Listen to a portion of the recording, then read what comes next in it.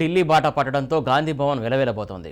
జనంలోకి వెళ్లాల్సినటువంటి సమయంలో నేతలు అందుబాటులో లేకపోవడం పార్టీకి ఇబ్బందికరంగా మారుతుందని అంటున్నారు. వీలైనంత త్వరగా జాబితా ప్రకటిస్తే తప్ప ప్రచారం మొదలు కాలేని పరిస్థితి ఏర్పడింది. దీనిపై తాజా అప్డేట్స్ మా కరెస్పాండెంట్ జగన్ అందిస్తారు. జగన్ చెప్పండి. సురేష్, ఏదైతే కాంగ్రెస్ పార్టీలో అయితే ఎన్నికల కోడ్ వచ్చిన సందర్భంలో అభ్యర్థులందరూ ఉత్సాహంగా ప్రజల్లోకి వెళ్ళి కాంగ్రెస్ పార్టీకి సంబంధించిన గ్యారంటీలు కావచ్చు, కాంగ్రెస్ ఇచ్చినటువంటి హామీలు కావచ్చు, వాటిని ప్రజల్లోకి తీసుకెళ్లాల్సిన సమయంలో అందరూ ఓటు ఢిల్లీ అంటున్నారు.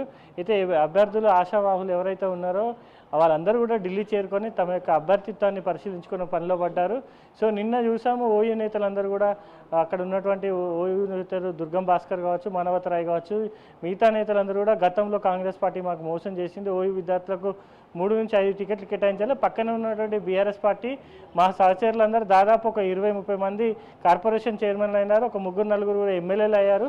సో మాతో పాటు ఉద్యమాలు చేసినటువంటి టీఆర్ఎస్ పార్టీలో ఉన్నటువంటి విద్యార్థి నేతలందరూ కూడా ఎమ్మెల్యేలు ఎంపీలుగా సెటిల్ అయినటువంటి పరిస్థితులు ఉన్నాయి. సో కాంగ్రెస్ పార్టీలో మాత్రం ఇట్లాంటి పరిస్థితులు లేవంటూ కూడా వాళ్ళు మీడియా ముందు వాపోయిన పరిస్థితి నిన్న కనబడ్డది. ఎక్కడైతే స్క్రీనింగ్ కమిటీ మీటింగ్ ఢిల్లీలో జరుగుతూ ఉందో అక్కడ వాళ్ళందరూ కూడా ధర్నా చేసినటువంటి పరిస్థితి ఉంది. అక్కడికి వచ్చి ఏఐసీసీ నేతలు బుజ్జగించినటువంటి పరిస్థితి. సో ఎన్నికల కోడ్ వచ్చిన సందర్భంలో కాంగ్రెస్ పార్టీలో ఉత్సాహంగా పనిచేస్తూ జనాల్లోకి కాంగ్రెస్ గ్యారంటీలు కానీ, రైతు డిక్లరేషన్ కానీ, యూత్ డిక్లరేషన్ ఇలాంటి డిక్లరేషన్ ప్రకటించి ఉన్నది. ఈ సందర్భంలో ప్రజలకు తీసుకెళ్లాల్సిన నేతలందరూ కూడా ఢిల్లీ బాట పట్టడంతో గాంధీ భవన్ అయితే వెలవెలవైంది. ఇప్పటికే చాలా చోట్ల ఏకాభిప్రాయం వచ్చింది. ఇప్పటికే అయితే వార్తలు వస్తూ ఉన్నాయి. సో కొన్ని చోట్ల సిపిఐ-సిపిఎంకు కూడా సీట్లు కేటాయిస్తున్నట్టుగా అయితే వార్తలు వస్తూ ఉన్నాయి.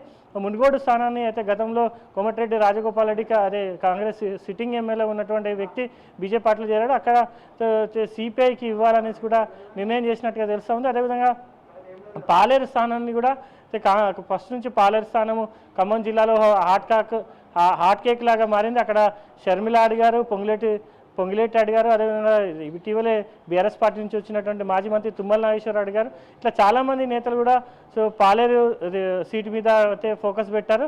అక్కడ నుంచి సిపిఎం నేత తమ్మినేని వీరభద్రంకు ఇవ్వాలనేసి కూడా కాంగ్రెస్ పార్టీ నిర్ణయం చేసినట్టుగా మనకు వార్తలు వస్తున్నాయి. దీంతోపాటు అయితే భద్రాచలం నియోజకవర్గాన్ని కూడా భద్రాచలం నియోజకవర్గంని కూడా అయితే సిట్టింగ్ ఎమ్మెల్యే కాంగ్రెస్ ఎమ్మెల్యే ఉన్నారు.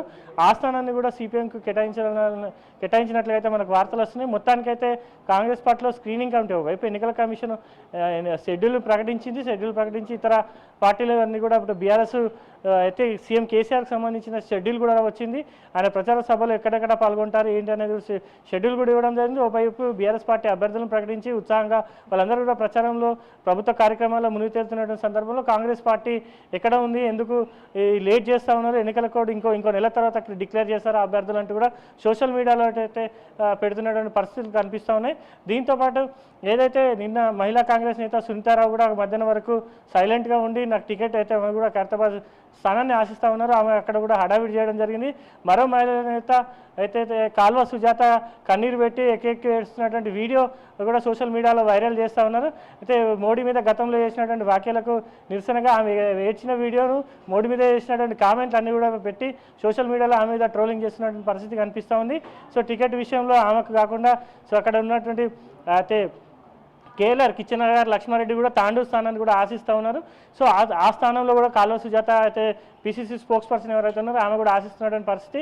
వాళ్ళు ఎవరు కాదనుకుంటే ఈ మధ్యన వచ్చినటువంటి కొత్త మనోహర్ రెడ్డి ఎవరైతే ఉన్నారో ఆయన కూడా తాండూరు స్థానం నుంచి ఆయన అక్కడ అడుగుతూ ఉన్నారు. ఆయనకు అక్కడ సీటు దాదాపుగా ఖరారు అయినట్లయితే వార్తలు వస్తూ ఉన్నాయి. సో ఈ నేపథ్యంలో ఇట్లాంటి అయితే ఏడుపులు పెడబొబ్బలు అందరూ కూడా తమ యొక్క ప్రయత్నాన్ని చేస్తూ ఉన్నారు. తమ ఆయా రకాలుగా వాళ్ళకు ఉన్నటువంటి పరిచయాలు, అయితే జాతీయ స్థాయిలో ఉన్నటువంటి పరిచయాలు ఇవన్నిటిని కూడా వినియోగిస్తున్నటువంటి పరిస్థితి ఉంది. కాకపోతే క్షేత్రస్థాయిలో వచ్చిన రిపోర్ట్ల ఆధారంగా, సర్వే ఆధారంగానే అయితే అభ్యర్థులు ఇతర పార్టీ నుంచి వచ్చినటువంటి అభ్యర్థులకు జైపూర్ డిక్లరేషన్ ప్రకారం 5 సంవత్సరాలు యాక్టివ్ మెంబర్షిప్ ఉండాలి.